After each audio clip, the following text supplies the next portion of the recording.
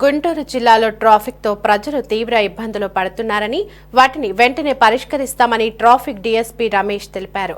కొన్ని ప్రాంతాల్లో traffic signals లేకపోవడంతో వాహనదారులు ఇష్టానుసారంగా వ్యవహరిస్తున్నారన్నారు. సాయంత్రం 5 నుంచి 7 గంటల వరకు యువత ర్యాష్ డ్రైవ్ చేస్తూ ప్రజలను భయభ్రాంతులకు గురి చేస్తున్నారని, అటువంటి వారిపై కేసులు నమోదు చేస్తామని చెప్పారు. ఇప్పటికే ర్యాష్ డ్రైవింగ్ చేసే వారి వాహనాలను సీజ్ చేశామంటున్న ట్రాఫిక్ డీఎస్పీ రమేష్ తో మా ప్రతినిధి Pramod Kiran face to face. Guntur నగరంలో ట్రాఫిక్ సమస్యలు ఒక తీవ్ర ఇబ్బందికరమైన వాతావరణం సృష్టిస్తుందని చెప్పుకోవాలి. అయితే ఈ నేపథ్యంలోనే కొన్ని ప్రత్యేక సమయాల్లో ఏదైతే సాయంత్రం 5 గంటల నుంచి 7 గంటలుగా ఆ సమయాల్లో ట్రాఫిక్ విపరీతంగా పెరగటం, ఇటు యువత కూడా ర్యాష్ డ్రైవింగ్, స్నేక్ డ్రైవింగ్ చేస్తూ ప్రజలను భయభ్రాంతులకు గురి చేస్తున్నారు.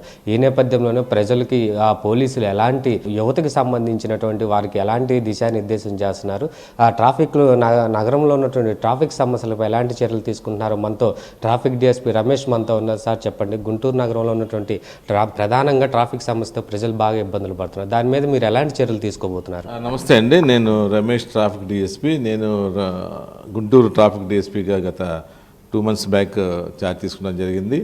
ఈ ట్రాఫిక్ సమస్య అనేది మన గుంటూరులో కొంతవరకు స్లో అవుతుంది ట్రాఫిక్ అనే సమస్య.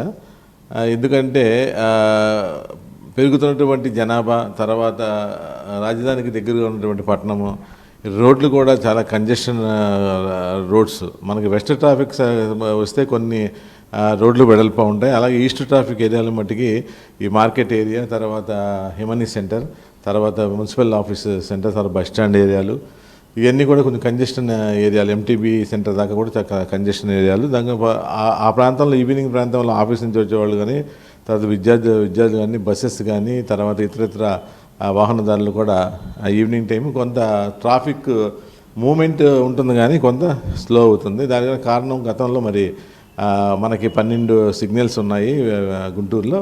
ఆ సిగ్నల్స్ రిపేర్లో ఉండటం వల్ల పనిచేయలేదు. ప్రస్తుతం వాటన్నిటి కూడా మేము మున్సిపల్ కమిషనర్ గారు, మా ఎస్పీ గారు లెటర్ పెడతాం జరిగింది. ఈ గత 2 రోజుల నుంచి 5 సిగ్నల్స్ రీస్టోర్ అయినాయి 5 ప్రాంతాల్లో. ఎంటీబీ సెంటర్, అలాగే ఆర్కేటీ సెంటర్, తర్వాత అండాలపేట సెంటర్, తర్వాత గార్డెన్ సెంటర్, అలాగా కొన్ని 5 ప్రాంతాల్లో ట్రాఫిక్ సిగ్నల్స్ రీస్టోర్ చేస్తాం జరిగింది. మిగతా 6 కూడా ఈ వారంలోనే మరి కంప్లీట్ చేస్తామని చెప్పేసి చెప్తాం జరిగింది.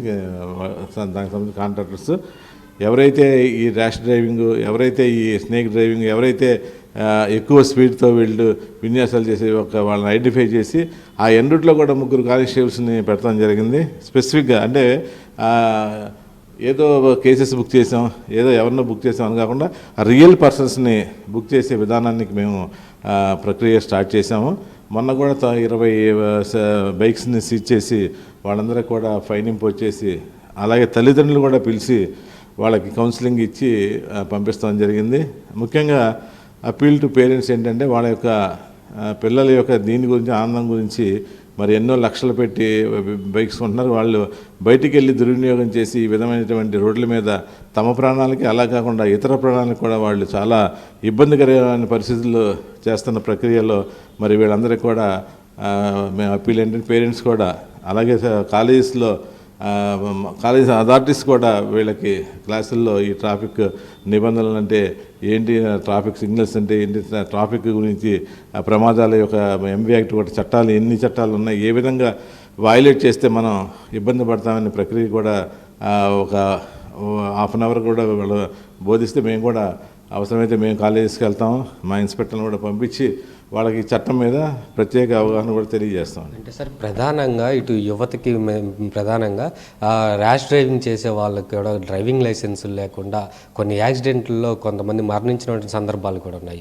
వాళ్ళ మీద ఎలాంటి చర్యలు తీసుకుంటున్నారు? అసలు వాళ్ళ ఫ్యామిలీస్ని పిలిచి ఏమైనా కౌన్సిలింగ్ నిర్వహిస్తున్నప్పటికీ, ఇలాంటివి జరుగుతున్నప్పటికీ మీ తరపు నుంచి మీరు ఏం చేయబోతున్నారు? In accordance with law how much వయలేషన్కి వాళ్ళు ఎంత ఫైన్ ఇంపోజ్ చేస్తారు, అవసరమైతే వాళ్ళని ఎఫ్ఐఆర్ కూడా కట్టి కోర్టుకు కూడా పంపించే ప్రక్రియ కూడా చేస్తున్నామండి. ఫస్ట్ ఒకసారి fine impose, next time FIR వేసి కోర్టుకు పంపించి ఎంతవరకు తీసుకెళ్ళాలి అంతవరకు తీసుకెళ్ళాలి. ఈ అవసరమైతే సస్పెక్ట్ షీట్స్ కూడా ఈ రేసర్లకి మేము ఓపెన్ చేస్తామని చెప్పేసి చెప్తున్నామండి. అలాగే ఈ బైక్ రేసెస్ గురించి ఇంకొక చర్య కూడా తీసుకున్నాం మేము.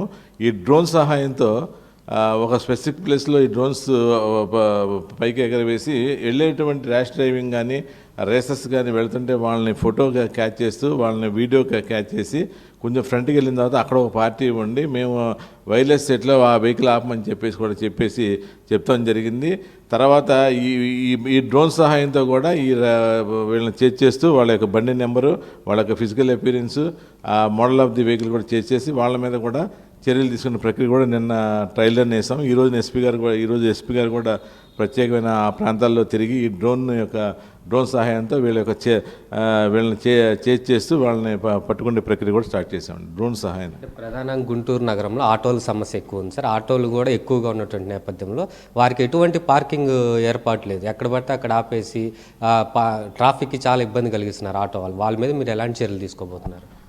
టోటల్ ఇప్పుడు ఆటో యూనియన్ కూడా మేము వాళ్ళకు కూడా మీటింగ్ కండక్ట్ చేసి ట్రాఫిక్కి అంతరాయం జరగకుండా చూడాలని చెప్పేసి వాళ్ళందరికీ విజ్ఞప్తి చేస్తాం. ప్రతి ఆటో కూడా ఇన్ అకార్డెన్స్ ఎంవీ యాక్ట్ ప్రకారం వాళ్ళ యొక్క విధులు వాళ్ళ యొక్క డ్రైవింగ్ నిర్వర్తించాలని చెప్పి ప్రతి ఆటో డ్రైవర్ కూడా యూనిఫామ్ వేసుకొని ఉండాలి. ప్రతి ఆటో డ్రైవర్ కూడా డంకన్ డ్రైవ్ చేయకూడదు. ప్రతి ఆటో డ్రైవర్ కూడా రాంగ్ పార్కింగ్లో పెట్టి అనవసరమైన న్యూసెన్స్ చేయకూడదు అని చెప్పేసి, అలాగే ఎవరైనా నైట్ టైం ఎవరైనా మహిళలు వాళ్ళ ఆటో ఎక్కినప్పుడు చాలా సత్ప్రవర్తనతో ఉండి వాళ్ళు గమ్యస్థానాన్ని చేర్చాలని చెప్పేసి కూడా చేస్తుంది. అలాగే మరి కొన్ని టైమ్స్లో కొంతమంది ప్రాపర్టీ అఫెండర్స్ కూడా ఆటోల్లో ఎక్కి ప్రయాణం చేసే ప్రక్రియ ఉంటుంది. వాళ్ళ సంభాషణ బట్టి వాళ్ళు ముద్దాయిలని తెలిస్తే అది కూడా పోలీసు శాఖకి తెలియజేయమని కూడా చెప్తాం జరిగింది. ఆటో వాళ్ళకి కూడా పరిమితి మించి ఏమన్నా ప్రయాణికుల్ని మట్టికి ఎక్కిస్తే కూడా వాళ్ళకి ఫైనింగ్ ఇంపోజ్ చేస్తున్నాము. గుంటూరు పట్టణం కాకుండా చుట్టుపక్కల నుంచి వచ్చే విలేజ్ నుంచి వచ్చే ఆటోలు కూడా ఎక్కువైనాయి. వాళ్ళందరికీ కూడా ఉన్న ప్లేస్ల్లోనే రోడ్డుకి మార్జిన్లోనే, అంటే గతంలో ఎప్పటి నుంచి 5-6 సంవత్సరాల నుంచి కూడా ఒక స్పెసిఫిక్ ప్లేస్లో కొన్ని ఆటో స్టాండ్లు ఉన్నాయి. వాటిని ఇప్పుడు మనం స్పెసిఫిక్గా అంటే వీళ్ళకి స్పెషల్ జోన్ అంటే క్రియేట్ చేసే పరిస్థితి ఉండదు. ఇప్పుడు ఫర్ ఎగ్జాంపుల్ బస్ స్టాండ్లో బస్సు దగ్గరనే అతను వెళ్ళాలంటే ఆటో ఉండాలి. ఆ బస్ స్టాండ్ ఏరియాలో చాలా కంజెషన్ ప్లేస్, అంటే గత 5 సంవత్సరాల నుంచి కూడా అక్కడ ఆటో స్టాండ్ ఉంది. వాళ్ళతో కూడా నేను పర్సనల్గా వెళ్ళి ఇన్స్పెక్టర్ వెళ్ళి సార్ మేమంతా కూడా వాళ్ళకి కౌన్సిలింగ్ ఇచ్చి చేస్తుంటే వాళ్ళు అనేది ఏంటంటే సార్ ఇతర ప్రాంతాల నుంచి వచ్చే ఆటోళ్ళు మాకు అడ్డుగా పెట్టేసి రోడ్డు మీద పెడుతున్నారు సార్. అదే ఆ బస్ స్టాండ్ ఏరియాలో కూడా మేము పబ్లిక్ గార్డెన్ సిస్టమ్ ఒకటి ఏర్పాటు చేస్తాం. ట్రాఫిక్ పోలీస్కి పబ్లిక్ గార్డెన్ సిస్టమ్, ఒక కానిస్టేబుల్ అక్కడ 3 కానిస్టేబుల్స్ ఉంటారు. 3 కానిస్టేబుల్ ఎంతసేపు అని తీయండి ఇటెళ్ళండి అని వాళ్ళ యొక్క డైరెక్షన్. అందుకని చెప్పి పబ్లిక్ గార్డెన్ సిస్టమ్ ఒక మైక్ సిస్టంలో కూడా ఇంట్రడ్యూస్ చేసి రౌండ్ ది క్లాక్ కూడా ఆ ట్రాఫిక్ నిబంధనలు కూడా వాళ్ళకి అనౌన్స్ చేసే ప్రక్రియ కూడా చేశాము. ఆటోలు కూడా వాళ్ళ వైలేషన్కి కూడా మేము ఫైన్ ఇంపోజ్ చేస్తున్నాం. ఇది పూర్తిగా చూసుకుంటే గుంటూరు నగరానికి సంబంధించినటువంటి ట్రాఫిక్ సమస్యలు కూడా త్వరితగతిన కూడా పరిష్కరిస్తామని చెప్తున్నారు. అయితే ఇక ర్యాష్ డ్రైవింగ్, స్నేక్ డ్రైవింగ్ చేసే వారి తల్లిదండ్రులు కూడా పిలిపించి వారి కౌన్సిలింగ్ నిర్వహించి ఇట్లా అటువంటి పరిస్థితులు రానియకుండా కూడా చూస్తామని ట్రాఫిక్ డిఎస్పీ రమేష్ తెలిపారు. కెమెరామెన్ షణ్ముఖతో ప్రమోద్ కిరణ్, సిటీ న్యూస్ 24/7 గుంటూరు.